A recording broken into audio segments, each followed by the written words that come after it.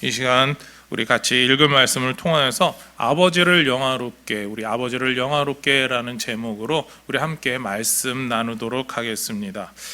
복음서에서는요, 예수님의 이 땅에서의 생애와 사역에 대해서 주로 이야기하고 있습니다. 그리고 예수님의 생애 그 자체보다는 예수님께서 어떻게 사역하셨는가, 그 사역에 조금 더 초점을 맞추고 이야기를 합니다. 특히 예수님의 마지막 일주일에 그 모든 사역이 여기에 있다, 우리의 관심이 여기에 있어야 된다라는 말을 하며 예수님의 그 마지막 일주일을 중점적으로 전하고 있습니다. 마태, 마가, 누가복음에서는요, 마지막 일주일에 어떠한 일들을 하셨는가, 요 이야기에 많은 관심이 있습니다. 그리고 십자가에 못 박히시는 유월절 전날, 그리고 유월절 그 십자가에 달리시는 그 날까지, 그때까지 어떠한 일들이 벌어졌는가, 이런 걸 설명하는 데 조금 더 중점되어 있습니다. 그리고 요한복음은 마지막 일주일 중 십자가에 못 박히시는 날, 그날까지의 예수님 가르침에 대해서 많이 이야기를 합니다. 특히 못 박히시는 전날에 예수님이 제자들에게 어떠한 이야기를 들려주셨는가, 거기에 더 많은 시간을 할애하고 있습니다. 요한복음 13장에서부터 13장, 14장, 15장, 16장 이 4개 장이 그 전날 밤 최후의 만찬 그 자리에서 제자들에게 들려주셨던 이야기들입니다. 가르침이죠. 어쩌면 그거보다 더 많은 이야기가 있었을 겁니다. 그러나 조금 정리를 해서 가장 핵심되는 내용을 사도 요한이 잘 기록해 두었다가 우리에게 전해 주었을 것입니다. 그 이후 예수님께서는요, 제자들과 함께 겟세마네 동산에서 기도하셨는데, 요한복음 17장, 오늘 우리가 읽었던 말씀의 일부가 바로 이 기도, 겟세마네 동산에서 하셨던 그 기도의 내용을 다루고 있습니다.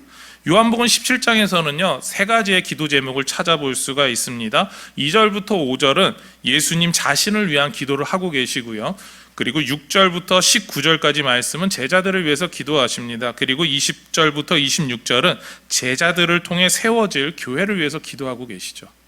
이렇게 3가지 주제로 기도하십니다. 오늘은 그 중에서 예수님 자신을 위한 기도, 이쪽에 조금 더 우리가 한 번 더 깊숙이 보려고 합니다.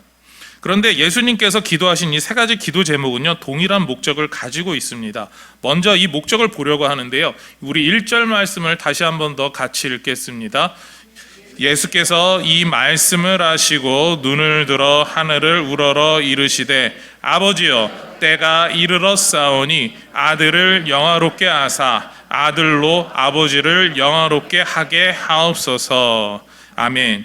예수님께서 기도하시면서 말씀하시죠. 때가 이르렀다라는 겁니다. 요한복음 17장 1절의 때라고 하는 거는 예수님의 사역에 있어서 이제 중요한 시간, 중요한 분기점이 되었습니다라고 하는 건 우리는 알 수가 있습니다. 그리고 이 때라고 하는 이 단어는 요한복음 13장에서부터 계속해서 반복적으로 등장하고 있습니다. 그러니까 예수님께서 최후의 만찬을 제자들과 나누시는 그 밤, 그 때가, 그리고 앞으로 일어나는 그 일들을 위한 그 가장 중요한 분기점이 되는 시간이다라는 것이죠. 요한복음 13장 1절에서 이 때가 구체적으로 어느 때인지, 무엇을 하는 때인지 알려주고 있습니다. 우리 13장 1절 말씀을 우리 화면을 보시고 같이 읽겠습니다. 유월절 전에 예수께서 자기가 세상을 떠나 아버지께로 돌아가실 때가 이른 줄 아시고 세상에 있는 자기 사람들을 사랑하시되 끝까지 사랑하시니라. 아멘. 여기서 2가지를 이야기하고 있습니다. 13장 1절 후반절은 끝까지 사랑하셨다라는 이야기, 예수님께서 제자들을 사랑하셨다라는 거죠. 그래서 13장, 14장, 15장, 16장에서 예수님께서 계속해서 반복하는 이야기가 있다면 내가 너희를 사랑하고 너희도 서로 사랑하라 라고 하는 이야기를 반복해서 하고 있습니다. 그리고 바로 1절의 앞부분, 하나님께로 돌아갈 때가 되었다라는 이야기를 통해서 이제 예수님께서 이 지상의 사역을 마무리할 때가, 그 시간이 되었다라는 이야기를 하고 있습니다. 예수님께서 사역을 마무리하셔야 된다라고 할 때 이 사역의 목적이 사람들과 33년간 살아보기, 이런 식의 좀 당연한 일이 아니다라는 겁니다. 예수님이 이 땅에서 33년간 살아가셨던 그 이유는 우리의 죄 문제를 해결하는 구원, 그 구원이 목적입니다. 때가 이르렀음을 고백하는 예수님께서 이제 구속의 마지막 사역을 행해야 되는 때가 되었습니다를 이야기하고 있습니다. 그래서 예수님께서는 이 구속의 마지막 사역을 앞두고 기도하고 계시는 거죠. 그래서 17장 1절 후반부에 이렇게 기도하셨습니다. 아들을 영화롭게 하사 아들로 아버지를 영화롭게 하게 하옵소서라는 겁니다. 아버지께서 아들을 영화롭게 해 주옵소서. 그러면 영화롭게 해주신 아들이 아버지를 더 영화롭게 만들어 드립니다라고 기도하고 있는 것이죠. 예수님은 하나님을 향해 기도합니다. 2절부터 5절까지의 기도가 하나님을 영화롭게 하기 위한 예수님의 사역을 위한 기도입니다. 예수님 자신이 하나님께 맡겨주신 그 일을 이렇게 진행할 테니까 아들을 영화롭게 해 주시옵소서. 내가 영화롭게 되면 하나님도 영화롭게 되는 일입니다 라는 이야기를 하고 계십니다. 우리가 여기서 이야기할 수 있는 게 있죠. 예수님이 어떠한 사역을 하셔야 되는지 정확히 아셨을까라고 물어볼 수 있습니다. 그러면 이렇게 대답할 수 있습니다. 예수님께서는 자신이 어떠한 사역을 해야 하는지 정확히 알고 계셨다라는 겁니다. 우리 2절 말씀을 같이 우리 화면을 보고 읽겠습니다. 아버지께서 아들에게 주신 모든 사람에게 영생을 주게 하시려고 만민을 다스리는 권세를 아들에게 주셨음이로소이다. 아멘. 하나님께서 예수님께 주신 사람에게 영생을 주시기 원한다라고 예수님께서 고백하십니다. 그리고 그 증거도 예수님께서 갖고 계시다 말씀하시죠. 바로 만민을 다스리는 권세를 아들에게 주셨다라고 말씀하십니다. 하나님께서 이미 아들에게 그 예수님에게 만민을 다스리는 권세를 이미 주셨다라고 강조하고 있는 겁니다. 주실 것이다가 아니죠. 주실 예정이다도 아닙니다. 이미 주셨다라는 겁니다. 이것이 중요하죠. 예수님께서 이미 이 땅에 이 세상의 왕으로 오셨다라는 이야기를 하고 있습니다. 예수님께서 이미 왕으로 이 땅에서 사역을 시작하셨다라고 하는 것을 공식적으로 선포하는 겁니다.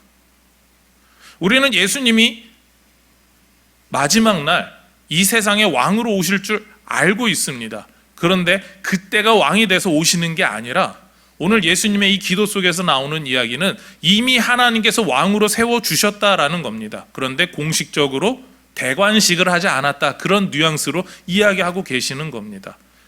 그렇다면 예수님께서 정식으로 대관식을 하게 되는 때가 언제일까요? 십자가에서 죽으시고 부활하시고 하나님 우편에 계셨다가 이 땅을 마지막 날 오실 때, 다시 재림하시는 날, 그때 정식으로 대관식을 치르는 겁니다. 그러니까 이미 왕으로서 책정이 되어 있는데, 확정되어 있는데 단지 즉위식을 하지 않았을 뿐이다라는 이야기입니다. 그리고 이미 하나님께서 예수님에게 백성으로 주신 사람들을 위해서 영생을 주신다라는 그 선포를 하고 있습니다. 자, 그렇다면요, 하나님께서 이미 왕이 되게 해주셨고, 그런 예수님은 그 백성들에게 영생을 주신다라고 이야기를 했는데 어떻게 영생을 주실까요? 어떠한 방법으로 영생을 전달해 주실까요? 그리고 어떻게 하면 우리는 그 영생을 제대로 받을 수 있을까요? 왜 처음 듣는 이야기처럼 저를 보십니까? 이미 다 알고 계시지 않습니까? 제가 무슨 이야기를 잘못했나요? 라는 생각이 순간 들어가지고, 이미 알고 계시는 이야기인데, 우리 3절 말씀에서 우리가 알고 있는 그 이야기를 들려주고 계십니다. 우리 3절 말씀 같이 읽겠습니다. 영생은 곧 유일하신 참 하나님과 그가 보내신 자 예수 그리스도를 아는 것이니이다. 아멘. 우리가 영생을 받을 수 있습니다. 우리는 보통 한 가지만 기억을 했습니다. 예수님에 관해서요. 그런데 예수님께서는요, 우리에게 두 가지를 기억해야 한다라고 말씀하고 계십니다. 먼저는요, 유일하신 참 하나님을 아는 것이고, 그리고 그 다음은 하나님의 구원을 위해서 우리를 위해 보내주신 그 예수님을 아는 것입니다. 그렇습니다. 우리는 우리의 구원을 위해 역사하시고 능력을 행하시는 하나님을, 그리고 예수님을 알면 됩니다. 그럼 이제 조금 더 한번 생각해 볼게. 그럼 하나님을 안다라고 하는 말은 뭘까요? 우리가 하나님 앞에 죄인이다라고 하는 말, 그 말이 바로 하나님을 아는 겁니다. 하나님 앞에서 우리는 죄인이고 하나님은 거룩하신 분이다라고 하는 것, 아는 것. 하나님은 의로우신데 우리는 죄를 지었기 때문에 하나님 앞에 설 수 없습니다라고 하는 걸 인정하는 것, 그것이 바로 우리가 하나님을 아는 것입니다. 그리고 그런 하나님께서, 거룩하신 하나님께서 우리를 사랑하시기 때문에 우리의 죄 문제를 해결해 주고 싶어 하신다라고 하는 것, 그것을 아는 것이 바로 하나님을 아는 것입니다. 그리고 이 모든 것이 가능한 이유가 있습니다. 그것은 바로 하나님께서 이 세상을 창조하신 분이기 때문에 가능하다, 이 사실까지도 우리에게 알고 있어야 한다, 그 이야기를 하고 있습니다. 그래서 하나님께서 우리를 거룩하게 하실 수 있습니다. 우리의 존재가, 악하게 된 이 존재를 바꿔서 하나님 앞에 설 수 있게 하는 겁니다. 죄 가운데 죽어있던 우리를 다시 살리실 수 있는 겁니다. 하나님께서 저와 여러분을 지금도 사랑하시고 우리를 하나님 품에 품어주시기 원하고, 그리고 또 우리와 함께 하시기를 원하십니다. 바로 그것을 확인하는 것도 바로 하나님 앞에서 하나님을 알고 있느냐라고 우리에게 묻는 것이죠. 저는 하나님을 알고 있습니다. 여러분도 하나님을 알고 계시죠? 예, 감사합니다. 하나님 앞에서 날마다 하나님께 영광 돌리시는 저와 여러분의 삶이 되기를 원합니다. 다음으로 우리가 질문이 두 가지였죠. 하나님께서 보내신 예수님을 안다, 그것이 무슨 의미인가, 그것을 좀 생각하려고 합니다. 예수님만이 유일한 구원자이시다. 내가 길이요 진리요 생명이 나로 말미암지 않고는 아버지께로 갈 자가 없다라고 하셨던 그 말씀 그대로, 그것을 우리가 알고 있느냐라는 겁니다. 그리고 그 예수님을 유일한 구원자로 알고 믿고 있느냐, 이것을 우리에게 물어보는 거죠. 그렇습니다. 예수님께서 우리를 위해서, 우리의 구원을 위해서 구원자로 오셨는데, 우리 대신 우리가 받아야 될 죄값을 예수님이 대신 감당하셨습니다. 그것을 고백하는 겁니다. 그것이 예수님을 아는 거죠. 예수님께서 십자가에서 구원을 위해 하신 일과 그리고 장차 하실 일을 이해하고 알아야 하는 것, 그것이 바로 예수님을 아는 겁니다. 예수님께서는 하나님께서 이 모든 일을 하라고 하셨음을 고백하시죠. 그리고 이 모든 일을 다 이루었습니다. 다 이루신 예수님께서 이제 마지막 한 가지, 십자가를 앞두고 이렇게 고백하십니다. 우리 4절 말씀을 같이 읽겠습니다. 아버지께서 내게 하라고 주신 일을 내가 이루어 아버지를 이 세상에서 영화롭게 하였사오니. 아멘. 하나님을 아는 일과 예수님을 아는 일을 통해서 생명을 주시는 사역을 다 행하셨다라고 예수님은 말씀하십니다. 그 마지막 사역, 그 마지막 최종장은 바로 십자가입니다. 그 일의 결과가 후반부에 나오는 것처럼 하나님 아버지께서 영화롭게 되신다라는 겁니다. 하나님께서 높아지셨다라는 거죠. 영화롭게 되었다는 말을 단순히 높아지셨다라고 이렇게 이해하면 좋을까요? 누군가를 높여주는 일이라고 이렇게 이해하면 좋을까요? 영화롭다라고 하는 말을 사전적 의미에서 찾아보면 이렇게 높여주다라는 말도 있지만 이 세상에서 가장 귀하고 높다라는 뜻입니다. 그런데 한번 생각해 보십시오. 하나님이 우리가 높여드렸기 때문에 영화로운 분이십니까? 아니면 이전부터 영화로우셨던 분입니까? 예, 맞습니다. 이전부터 영화로우셨던 분입니다. 그러니까 우리가 높여드리지 않아도, 영화롭게 해드리지 않아도 하나님은 영화로우신 분입니다. 그런데 예수님께서는 오늘 우리가 알고 있는 이 사실조차 조금 다르게 표현하시죠. 내가 하나님께서 하라고 하신 일을, 그 모든 일을 이루어서 아버지를, 하나님을 이 세상에서 영화롭게 하였습니다라는 이야기를 하죠. 아니 도대체 이미 영화로우신데, 우리가 그렇게 하지 않아도 영화로우신 분인데 왜 영화롭게 했다라고 예수님께서 이렇게 자신감 있게 이야기를 하실까요? 이것은 예수님께서 행하신 사역을 통해서 우리가 하나님에 대한 생각이 바뀌게 되었음을 뜻합니다. 조금 다르게 표현한다면 우리에게 변화가 나타난 거예요. 그 전까지의 일과 예수님이 십자가에서 죽으시는 일을 통해서 달라지게 된다라는 겁니다. 그 전까지는 죄인이었던 우리가 하나님을 하나님으로 제대로 보지 못했습니다. 그런데 우리가 구원을 받았습니다. 예수님께서 우리를 위해 십자가에서 죽으신 은혜를 생각하고 감사하게 되죠. 그러면서 우리가 예수님을 알게 되면서 예수님을 아는 일에서 멈추지 않죠. 예수님이 왜 이 땅에 오셔서 죽으셔야 됐는가? 예수님께서 우리를 사랑하셨네? 그럼 예수님이 우리를 왜 사랑하셨지? 하나님께서 우리를 사랑하셨기 때문이야로 나아가게 됩니다. 그럼 어떻게 됩니까? 원래 영화로우신 분이었지만 우리가 생각이 바뀌게 되죠. 죄인이었던 우리가, 나만 위해서 살던 우리가, 내가 제일 높은 줄 알고 살던 우리가 하나님이 진짜 높으신 분이라는 것을 고백하게 됩니다. 바로 영화롭게 하였습니다 라고 말하는 것은 예수 그리스도의 십자가 구원으로 말미암아 하나님이 예수님에게 주신 그 사람들의 생각과 사고 방식이 변화해서 진짜 제대로 하나님이 원하시는 대로 하나님을 영화롭게 되는 그 자리에 다시 서게 되었습니다라는 이야기를 하고 있는 선포입니다. 그러니까 예수 그리스도의 십자가 구원으로 말미암아 하나님에 대해서 정확하게 알게 되었다라는 이야기죠. 제가 초등학교 4학년 때입니다. 그때 예수님께서 나를 위해 죽으셨음을 확실하게 알고 고백하는 정말 충격적인 일이 일어났습니다. 그 11살짜리가 뭐를 알까요? 근데 저는 그때 정말 너무나 감격하고 예수님에 대해서 알아가지고 막 울면서 교회에서 부흥회를 했을 때 막 울면서 막 방언도 하고 했습니다. 그래서 예수님의 사랑에 대해서 감격했습니다. 그래서 겉으로는 난 예수님께서 나를 너무나 사랑해 주셨으니까 정말 멋지게 살아보겠습니다라고 이야기를 했지만 정확하게 어떤 길을 살아야 될지 몰랐습니다. 어려서부터 저희 어머니가 반세뇌로 너는 장차 자라서 목사가 돼야 된다라고 했을 때 그냥 그 세뇌가 잘 돼가지고 이야기를 했었습니다. 그런데 11살이 되고 12살이 되면서 이 사춘기가 시작되면서 왠지 하기 싫은 거예요. 내가 꼭 목사를 해야 될까? 이제 그러면서 약간 반항도 올라오기 시작했죠. 그래서 6학년 때가 이제 그 가장 안 하고 싶어 했을 때인데 그때 이제 제 친구가 같이 너무나 친해가지고 공부하던 친구가 하는 얘기가 내가 과학자가 될 건데 너도 같이 하면 어때? 둘이서 같이 연구하면 어때? 막 그런 이야기를 하면서 제가 거기에 흠뻑 빠졌습니다. 그래서 그 전까지 1학년서부터 5학년 때까지는 목사라고 적었다가 6학년 때는 과학자라고 적어서 냈습니다. 장래 희망을. 정말 뻔뻔해져. 사람이 좀 변했습니다. 은혜 받았음에도 불구하고. 그리고 나서 그 다음에 중학생이 되면서 수련회에 갔습니다. 그리고 또 수련회에서 또 은혜를 받았죠.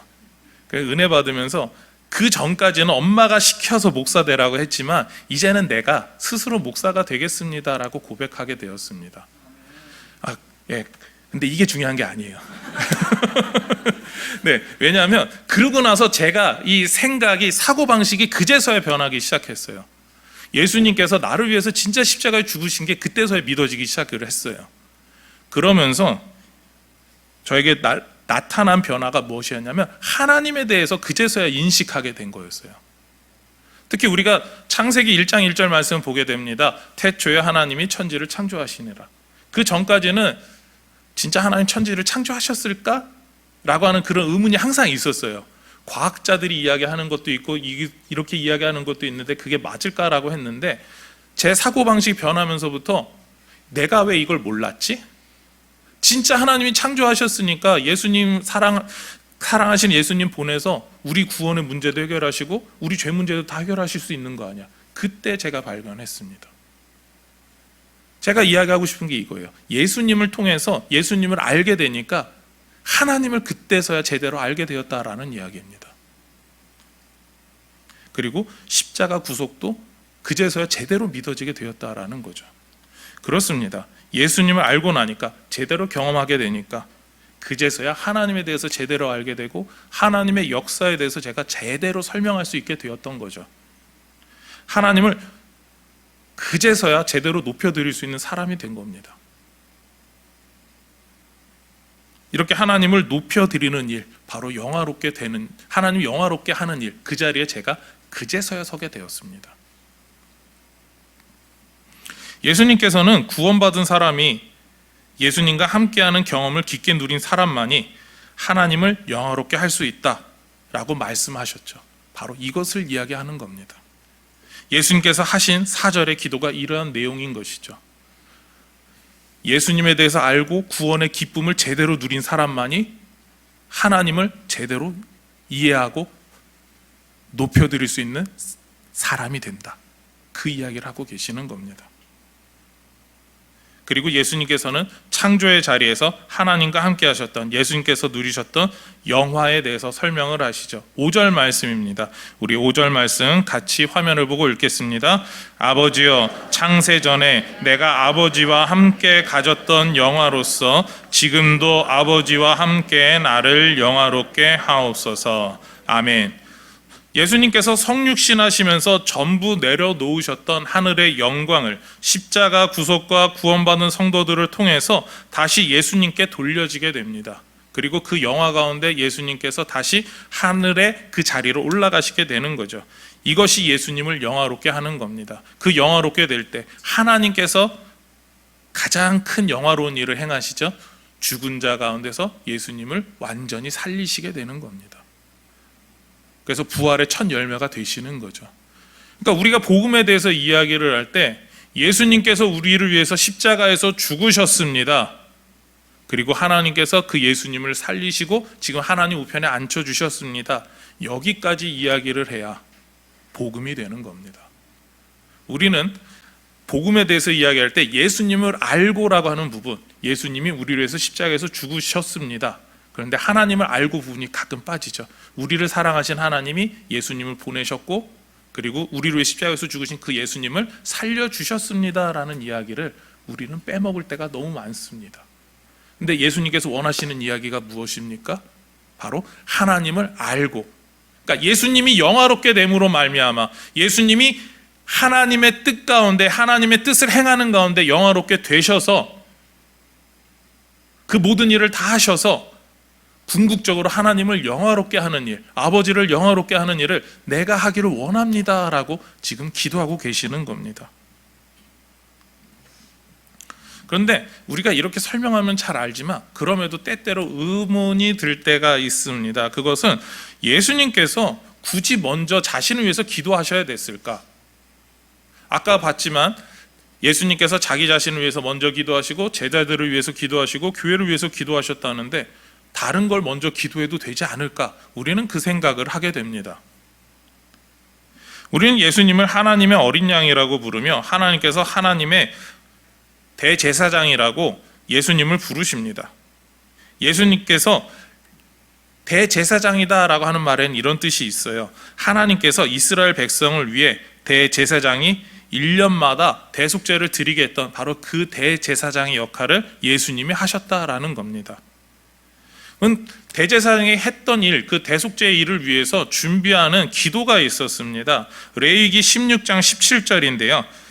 우리 화면을 보고 같이 읽겠습니다. 그가 지성소에 속죄하러 들어가서 자기와 그의 집안과 이스라엘 온 회중을 위하여 속죄하고 나오기까지는 누구든지 회무하게 잊지 못할 것이며. 아멘. 여기서 상당히 작게 설명되고 있지만 그가 바로 대제사장이거든요. 지성소에 1년마다 속죄하러 들어가게 됩니다. 대속죄일을 준비하면서. 그러면서 대제사장 자신과 대제사장의 집안과 그리고 구원받아야 될 온 이스라엘 회중을 위해서 기도하게 됩니다. 순서가 누굽니까? 자기 자신, 자기 식구, 온 이스라엘입니다. 예수님의 기도가 어떻습니까? 대제사장으로서 감당해야 될 자기 자신, 그리고 자신의 가족과 같은 12제자들, 그리고 구원받고 같이 구원받아야 될 온 교회를. 예수님께서 기도하신 모습은 바로 이 대제사장의 모습을 닮아 있습니다. 예수님께서는 대제사장의 기도에 따라, 그러니까 율법의 완성을 위해서 하나님께서 정하신 그 법칙에 따라 그 모든 걸 이루기 위해서 자기 자신을 위해서 먼저 기도하신 것이죠. 우리가 봤을 때 아무것도 아니다라고 생각했지만 그러나 하나님께서 준비해 주신 그 모든 방법을 따라 하나님을 영화롭게 하고 있는 것이죠. 하나님께서 이미 우리에게 이러한 방법을 주셨습니다라는 겁니다. 그것이 바로 예수님의 기도였습니다. 예수님께서는 구속의 모든 사역을 위해서 기도하십니다. 지금도 하나님 우편에서 기도하시죠. 아직도 예수님을 모르는 사람들을 위해 전도하는 성도들을 위해서 기도하시죠. 예수님을 믿고 믿음의 길로 들어선 새 가족들을 위해서도 기도하십니다. 그리고 또한 모든 성도들이 함께 모여 아름다운 공동체를 이뤄가는 교회를 위해 기도하시죠. 하나님 우편에서 지금도 이 자리에서 예배하는 사람들과 영상으로 함께 예배하시는 모든 분들을 위해서 예수님께서 지금도 기도하고 계십니다. 예수님의 삶은, 그리고 지금도 존재하시는 모습은 바로 복음입니다. 우리를 위한 복음이고 하나님을 영화롭게 하는 복음입니다. 이러한 예수님을 날마다 생각하시기 바랍니다. 그리고 우리는 우리 스스로에게 질문해 봐야 될 게 있습니다. 그렇다면 우리를 위해서 이 땅에 오신 예수님, 우리를 위해 그 모든 하나님의 복음을 설명해 주시기 위해서 하늘의 영광을 버리고 이 땅에 겸손하게 오신 예수님을 우리는 얼마나 잘 증거하고 있는가라는 거죠. 특히 사람의 눈높이로 낮아진다라고 했을 때 그 이야기가 무엇인가라는 겁니다. 우리가 잘 아는 빌립보서의 그 말씀을 인용하는 것이 아니라 우리가 알고 있는 것처럼 눈높이가 도대체 무엇이냐라는 거죠. 2014년경에 특별한 행동이 챌린지로 이어졌습니다. 어떤 사람이 나와서 누구로부터 지목당했습니다라는 이야기를 하죠. 그리고 저도 누군가의 아픔을 느껴보기 위해 도전한다라고 말을 합니다. 그 다음에 흔히 말하는 이런 바켓을 하나 큰 걸 듭니다. 벌써 뭔가 기억나시는 분들이 있죠? 그 안에는 그 사람이 감당할 수 있을 만큼 물과 얼음이 잔뜩 들어 있습니다. 그리고 그것을 그냥 자신이 끼얹습니다. 그러면은 그때 막 엄청나게 추워하고 몸이 떨려하고 막 으아 막 이러면서 제 다음으로 이 고통을 느끼면서 같이 챌린지할 분이 있습니다. 그리고 이 동일한 고통에 참석해 줄 분은 누구입니다라고 이야기하고 챌린지를 이어가고 그분이 영상을 찍어서 또 올리게 됩니다. 이것을 바로 우리 아이스버킷 챌린지라고 했었죠. 그런데 이 챌린지가 왜 시작되셨는지 아십니까? 심지어 한 겨울에도 진행을 했었거든요. 왜 그렇게 했을까요? 연세대학교 농구부에 차세대 유망주라 불리던 박승일 선수가 있었습니다. 어느 날 몸이 아프고 자신의 몸을 마음대로 가눌 수 없는 병에 걸리게 되었죠. 그 박승일 선수가 움직일 수 있었던 것은 자신의 눈뿐이었습니다. 소리도 낼 수 없었고 직접 음식을 먹을 수도 없었습니다. 장래가 촉망되던 농구 선수가 하루아침에 모든 몸을 쓸 수 없는 사람이 되었습니다. 이 병을 루게릭병이라고 부르더라고요. 운동으로 살아가던 그에게, 운동선수로서 가장 주목받는 신인이었던 그에게 충격적인 일이었습니다. 그런데 이 박승일 선수는 포기하지 않고 긍정적으로 살아갔습니다. 그리고 자신과 같은 환자들을 돕는 그런 사람이 되기를 원했습니다. 그래서 이 박승일 선수가 특별한 사람이 자신과 함께 해주었으면 좋겠다라고 하고 초대를 하게 되죠. 그 사람이 바로 가수 션이었습니다. 그리고 이 가수 션과 함께 루게릭병으로 고생하는 사람들을 위한 병원을 세우기 위한 모금을 시작했습니다. 또한 루게릭병에 대해서 알리고자 했죠. 그래서 우리가 알고 있는 바로 그 아이스버킷 챌린지를 시작하게 되었습니다. 여러분들이 그 차가운 얼음물을 껴얹을 때 느끼는 고통을 아십니까? 경험해 보셨죠? 그 고통이 루게릭병을 앓고 있는 환자들이 일생을 느끼며 살아가는 고통입니다. 간접적으로 체험하게 하는 거였죠. 그것이 일종의 눈높이 교육이었습니다. 근데 참 감사한 거는요, 그때 시작되어서 진행되던 그 아이스버킷 챌린지가 좋은 성과를 냈습니다. 근데 안타까운 건 지난 11월인가, 제가 날짜를 정확히 적어놓지는 않은데 12월인가 그때 이 박승일 선수가 안타깝게도 죽게 됩니다. 그리고 올 1월 얼마 전에 그 루게릭병 환자들을 위한 병원이 개소하게 되었습니다. 참 감사한 일이에요. 사람들에게 눈높이로 시작해서 그리고 사람들에게 그 고통이 얼마나 큰지 전달하고 사람들에게 같이 동참을 요청했습니다. 어쩌면 루게릭병을 가졌던 사람들에게는 복음일 수도 있습니다. 그런데 예수님이 우리에게 주신 이 복음은 더 크다라는 거죠. 예수님께서 인간의 눈높이로 인간에게 낮아지셔서 하나님이 우리를 얼마나 사랑하시는지 우리에게 직접 찾아오셔서 우리의 관점으로, 우리의 생각으로, 우리에게 맞게 복음을 증거해 주셨기 때문입니다. 이렇게 우리를 위해서 눈높이를 낮추신 이를 우리는 성육신이라고 표현을 합니다. 빌립보서 2장 6절과 7절에서 그것을 설명하고 있는데, 근본 하나님의 본체시나 하나님과 동등됨을 취하지 않으시고 종의 형체를 가지사 사람들과 같이 되셨다라는 이야기를 하죠. 우리를 사랑하시기 때문에 예수님께서 그렇게 낮아지셨습니다. 복음을 전해주시고 알려주시기 위해서죠. 그리고 그 일을 통해서 예수님이 하나님의 모든 일을 함으로써 말미암아 복음이 우리에게 전해지게 되었습니다. 그렇습니다. 우리에게 그렇게 복음이 전해졌다면 이제 복음을 가지고 있는 우리가 예수님처럼 다른 사람의 눈높이에 맞춰야 되지는 않을까요? 복음을 아직도 모르는 사람, 복음이 무엇인지 모르는 사람을 위해서 우리도 그 눈높이를 맞춰서 그들에게 다가가야 하지 않을까요? 내가 기쁘니까, 내가 행복하니까 내 눈높이에 당신들이 맞춰주시면 안 돼요가 아니라 우리가 도리어 복음을 모르는 그들에게 맞춰서 그들과 함께 복음을 전해야 되지 않겠습니까? 오늘 말씀은 우리를 위해 이 땅에 오신 예수님께서 하신 기도를 알려줍니다. 예수님께서 우리를 위해, 구속의 사역을 위해 먼저 자신을 위해 기도하셨습니다. 그리고 이 기도에는 복음의 과정이 담겨 있죠.